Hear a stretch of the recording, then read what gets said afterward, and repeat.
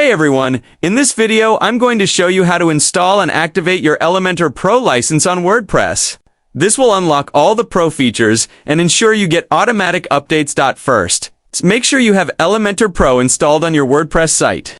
Once installed, go to your WP admin dashboard and navigate to Plugins.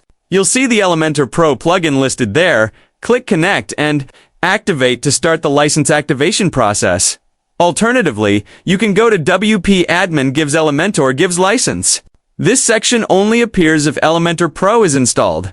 Click Connect and activate here as well. A connection window will pop up showing your default username, for example, your email.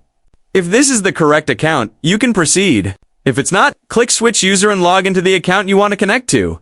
If you have multiple subscriptions, you'll need to select which subscription you want to use from the drop-down menu. After selecting the correct subscription, click Activate My License. Once done, your Elementor Pro license is active, and you're ready to use all Pro features with automatic updates enabled. And that's it. If this tutorial helped, don't forget to like the video, subscribe, and hit the bell so you won't miss any more WordPress and Elementor tips.